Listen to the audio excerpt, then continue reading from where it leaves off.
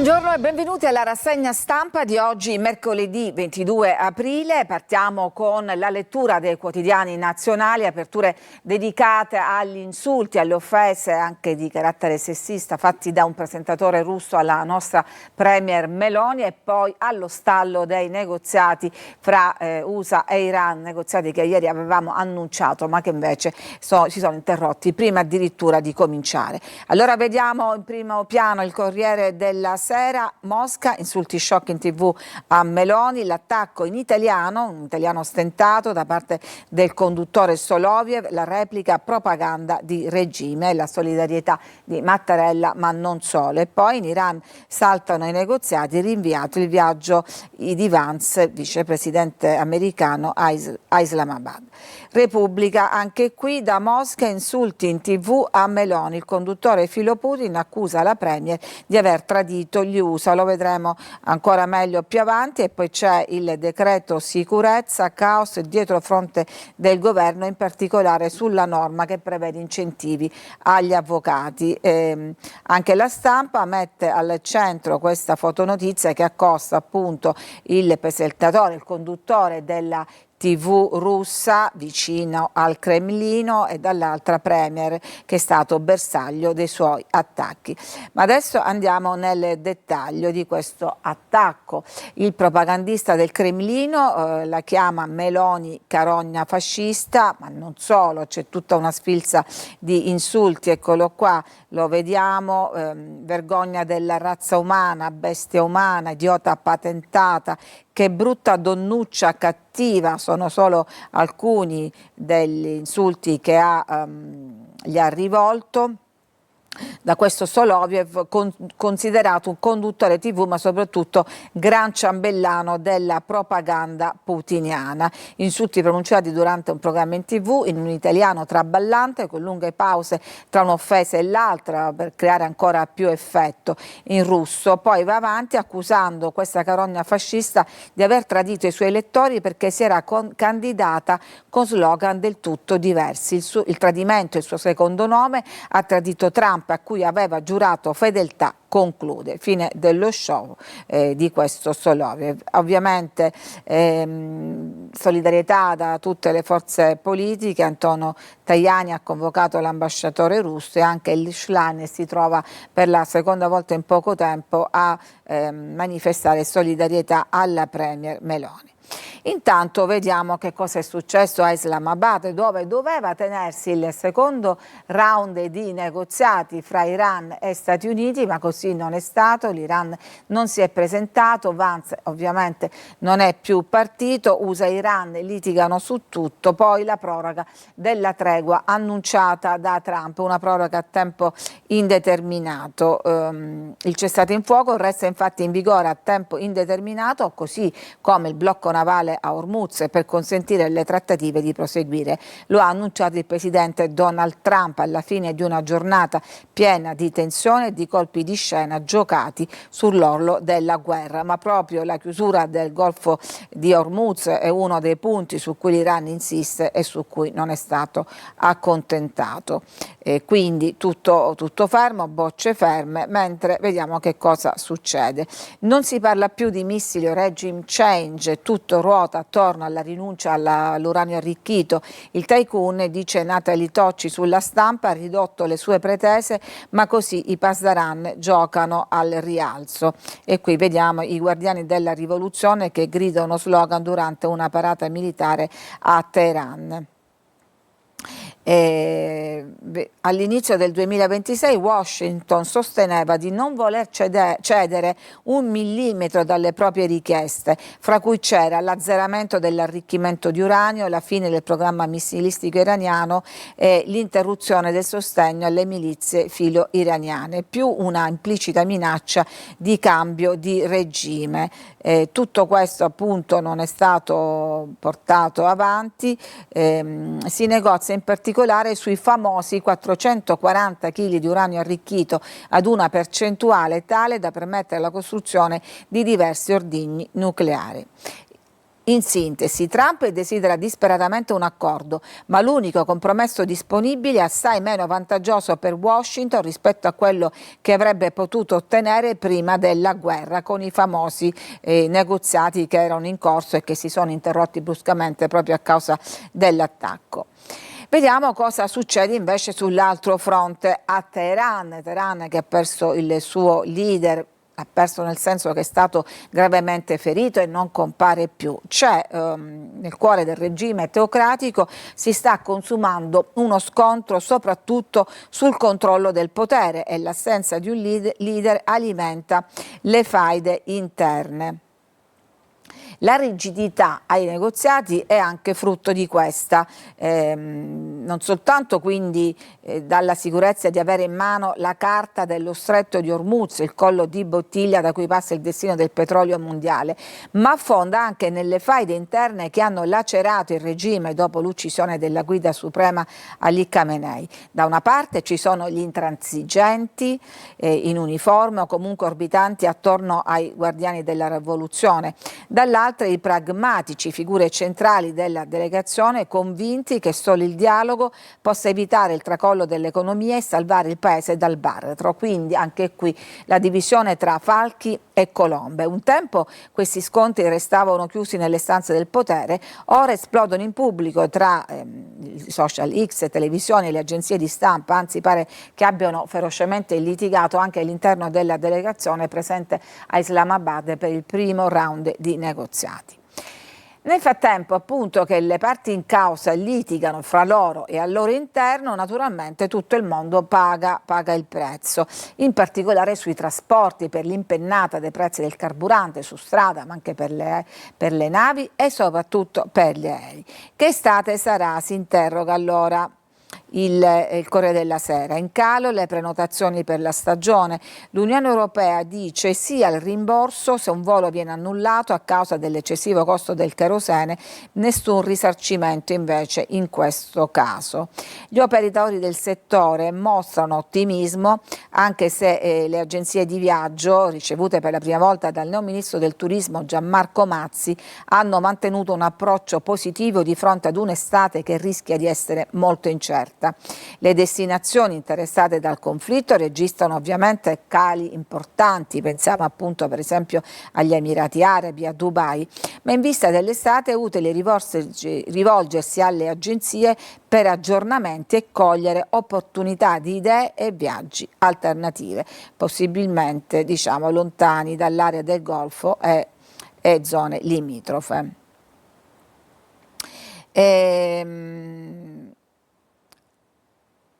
Vi volevo leggere poi questa notizia che riguarda quel naufragio avvenuto qualche tempo fa, era il maggio del 2023 nel lago Maggiore, c'erano a bordo degli 007, la versione ufficiale fu che erano in vacanza, anche se le circostanze erano abbastanza anomale. Adesso l'omaggio ad un agente caduto in missione che il direttore uscente del Mossad ha voluto fare ieri in una cerimonia ufficiale ha aggiunto un'importante tasella ad un mistero italiano, quello appunto del naufragio del battello Goduria, perché lui ha ricordato un agente morto all'estero mentre preparava operazioni contro l'Iran, senza fornire ulteriori dettagli al di là dell'iniziale del nome che però ha ricondotto appunto a questo agente. Sono stati infatti proprio i giornali israeliani a fare subito dopo il collegamento con i fatti del 2023,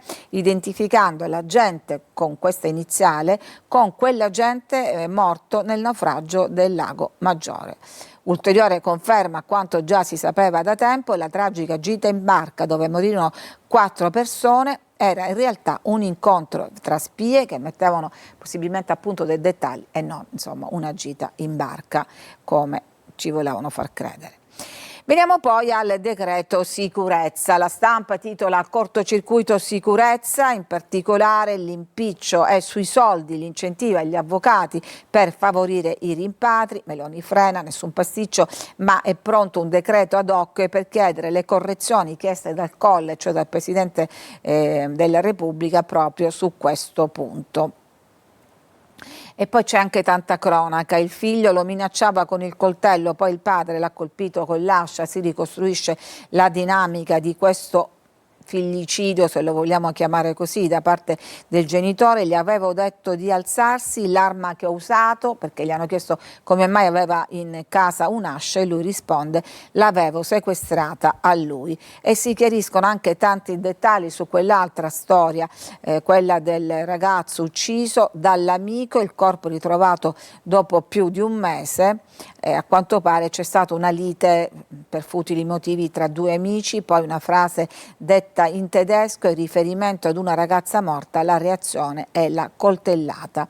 Il 19enne Victor Uratorio ha spiegato così quanto accaduto la sera dell'8 marzo vicino Caserta. Il suo amico, un ventenne, Vincenzo Iannitti, non era scomparso, non era andato a Roma, non voleva fare perdere le proprie tracce, ma era stato ucciso. Questa è la verità. E poi è stata intervistata la professoressa, che è stata sospesa per questo gesto shock, quello di aver tagliato le ciocche a due lune solo perché le avevano chiesto che cosa vuol dire riassunto. E lei dice: era uno scherzo, ma ho sbagliato, in classe faccio un po' di teatro, con i ragazzi serve.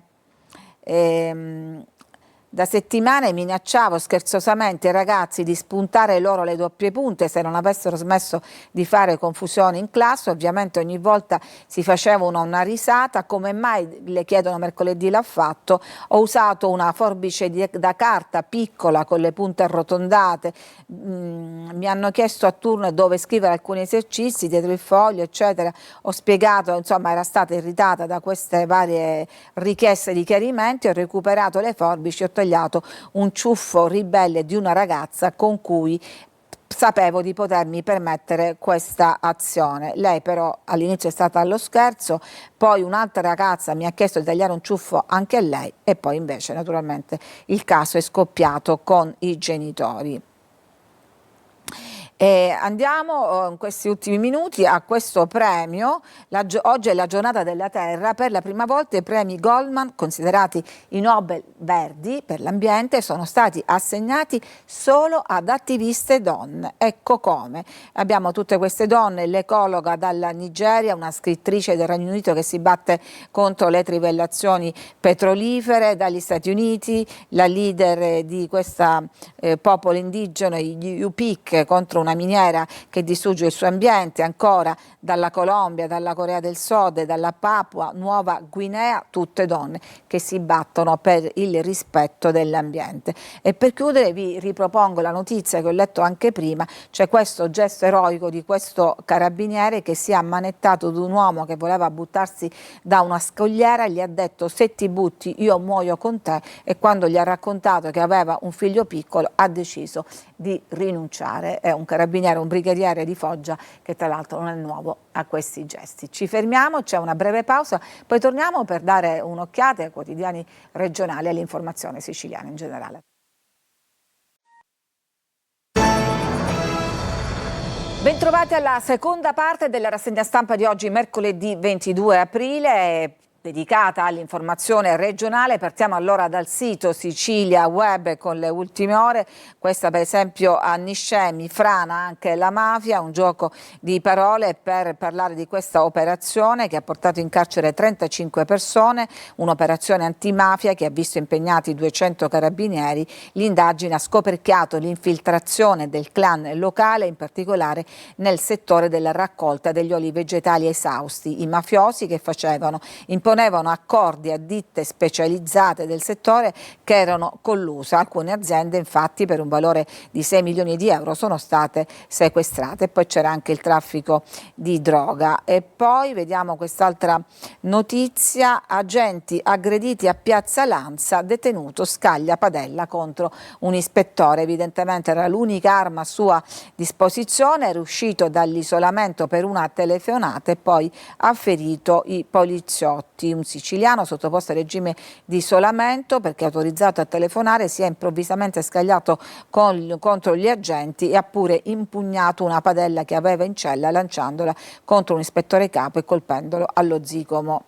allo zigomo sinistro. Vediamo altre notizie dell'ultima ora. Tutto falso nel deposito catanese, il sequestro di oltre 60.000 prodotti contraffatti che si trovavano in un deposito di Mister Bianco, prodotti che andavano dai giocattoli all'ingrosso alle griffe di lusso.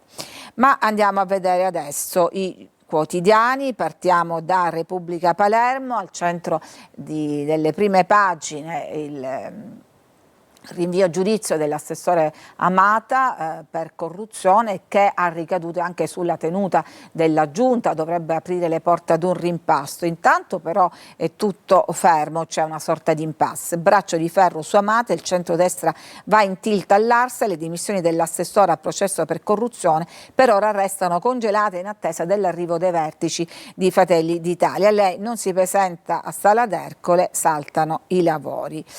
Con le aste si fanno i soldi, l'ultimo business della mafia a Brancaccio sono i dettagli dell'operazione che ha portato a 32 arresti, e poi Scicli, l'ufficio di Montalbano reso famoso dalla famosa fiction, dal lavoro a giovani e disabili.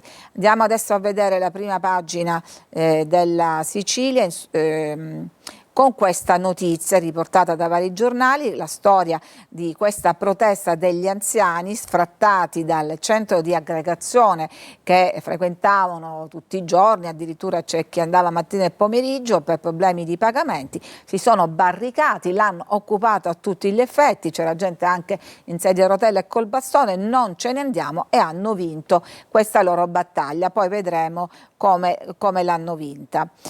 Andiamo adesso a vedere l'altra prima pagina, quella della Gazzetta del Sud. Qui c'è la notizia che volevo sottoporvi: Liberty Lines, la Cassazione respinge tutte le misure cautelari, l'inchiesta si ridimensiona, per i giudici non c'erano gravi indizi. E poi il Giornale di Sicilia: mazze, pistole e fucili per la guerra fra cosche, le armi sequestrate un anno fa riemergono nelle indagini alla base dell'ultimo blitz antimafia a Brancaccio, si preparava una resa dei conti fra gruppi dopo il furto di una bici, insomma poca cosa, ma che avrebbe scatenato, diciamo, una reazione. Poi una notizia un po' di gossip: Dua Lipa, la famosa cantante americana che era stata più volte fra l'altro avvistata proprio nel cuore della movida di Palermo, ha annunciato che si sposerà proprio nel capoluogo siciliano. È già stata avviata l'organizzazione del matrimonio della pop star britannica. Lei a quanto pare è rimasta stregata dalla vacanza nel capoluogo col compagno Callum Turner lo scorso luglio tra mare e cannoli. Andiamo adesso all'interno, vediamo appunto queste le grane giudiziarie e i partiti lacerati dal rinvio a giudizio della Amata. Schifani cammina sul filo del rasoio. Fratelli d'Italia, che dovrebbe, diciamo, è quello più che dovrebbe decidere, insomma, su questa vicenda, prende tempo, almeno fino a lunedì. Dunque l'assessore al turismo Elvira Amata non si dimetterà malgrado il rinvio a giudizio per corruzione. Anche ieri dal quartier generale dei Meloniani non sono arrivate dichiarazioni ufficiali, c'è invece la conferma che lunedì saranno in Sicilia, probabilmente a Enna, Arianna Meloni, il capo dell'organizzazione Giovanni Donzelli. Ma filtra un doppio malessere in Fratelli d'Italia. Da un lato c'è la posizione del presidente Galvagno, presidente dell'Arse, anche lui a giudizio per corruzione, che non potrebbe essere trattato diversamente da Amata, quindi se si dimette lei rinviata a giudizio dovrebbe dimettersi anche lui, che a maggior ragione è a processo. E Galvagno avrebbe detto ai fedelissimi di essere pronto a fare un passo indietro.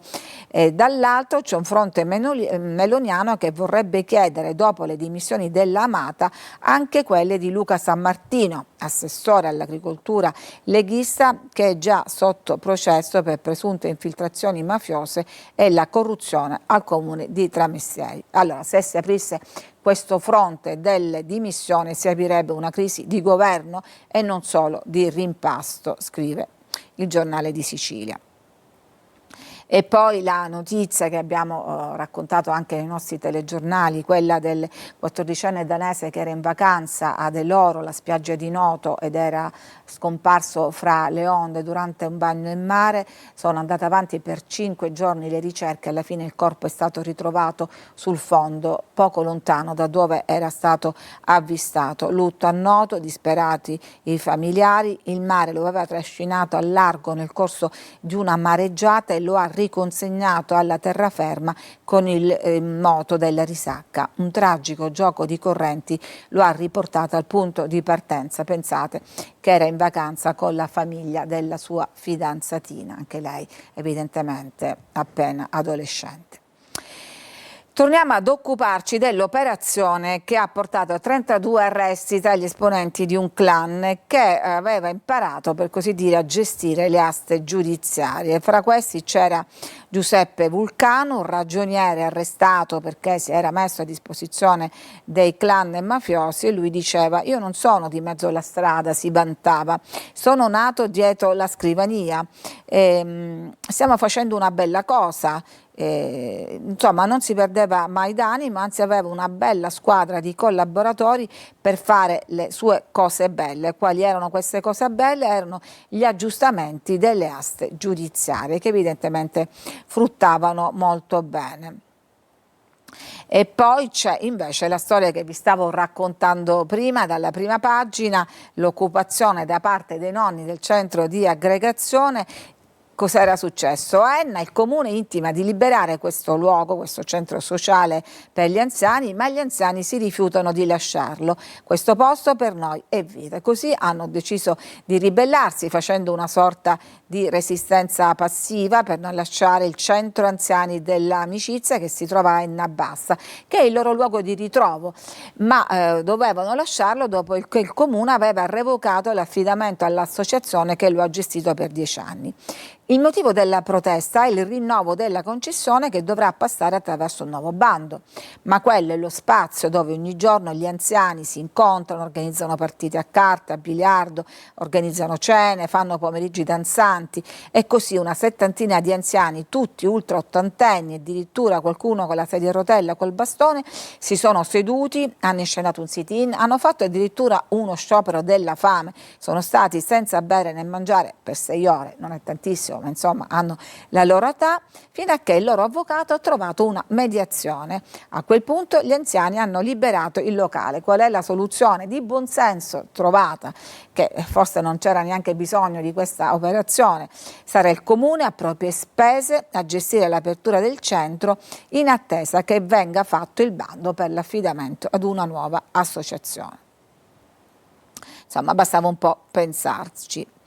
E poi c'è, per quanto riguarda il ciclone Harry, arriva il via libera della Camera all'emendamento salva ristori, che permette di superare quell'impugnativa del Consiglio dei Ministri che aveva bloccato la norma della Regione siciliana che consentiva l'esenzione dall'obbligo di presentazione del DURC, il documento unico di regolarità contributiva, per le imprese che erano beneficiarie di fondi o dell'esenzione del pagamento dei canoni dopo i danni dovuti al ciclone Harry. Andiamo avanti, c'è poi il caso Mondello, sembrava tutto risolto, invece pare che si apra una stagione, almeno un'estate di caos. Ricapitoliamo la vicenda. La società Italobag gestiva da oltre un secolo gli stabilimenti di questa spiaggia, che è la spiaggia di Mondello ed è la spiaggia di Palermo. Li sono stati revocati per vari motivi e sono stati fatti dei nuovi mini bandi. Però cosa è successo? La società fa ricorso e a questi mini bandi, che evidentemente non sono così appetibili, solo pochissimi si sono presentati, appunto pochissime adesioni. Quindi su Mondello si è estesa una griglia di carte bollate, scadenze ravvicinate che rendono davvero incerta la gestione della spiaggia durante la stagione balneare, che ufficialmente inizierà tra 40 giorni. E quindi appunto le società contestano il fatto che non esistono i tempi tecnici per acquisire i pareri necessari, e poi la frammentazione in 13 lotti separati e assegnabili a diversi operatori sarebbe contrario al principio di economicità e gestione unitaria. e chissà che con tutte queste carte bollate non si arrivi ad una spiaggia libera, come fra l'altro chiesto da alcune associazioni. Torniamo adesso a Catania, vediamo dall'alto come si presenta in questi giorni Piazza Lupo, dopo la demolizione della cosiddetta Palestra Lupo, quel centro sociale occupato che è stato sgomberato recentemente proprio per dare spazio a questo progetto di rigenerazione urbana che prevede un parcheggio più ampio, ma anche delle zone a verde, delle colonnine tecnologiche. Ecco dall'alto un'immagine. Naturalmente i lavori non si sono completati e rimangono nella zona vari divieti di transito. E poi una notizia che riguarda una vicenda di cui ci siamo occupati più volte, quella dei bronzi di Riace, questo mistero tutto siciliano secondo cui, secondo una ricerca, non sarebbero stati ritrovati effettivamente nei fondali di Riace ma a largo di Brucoli, poi trafugati e buttati in mare successivamente da trafficanti d'arte. Adesso a volerci vedere chiaro, non più soltanto un libro e degli esperti, fra cui Anselmo Madeddu e l'Università di Catania, ma vuole vederci chiaro anche la Soprintendenza del Mare insieme alla Regione, che ha dato il via a nuove indagini sui fondali della Sicilia sud-orientale e in particolare al largo di Brucoli, dove questi bronzi sarebbero rimasti per secoli. Un intervento di mappatura, interesseranno varie zone lungo le coste a profondità comprese fra i 50 e i 150 metri, con tecnologie d'avanguardia, sonar, veicoli subacquei telecomandati e chissà che non esca la prova regina che confermi proprio l'origine siciliana dei cosiddetti bronzi di Riace. Con questa notizia carica appunto di aspettative per tanti, noi ci fermiamo, grazie per averci seguito, a tutti una buona giornata.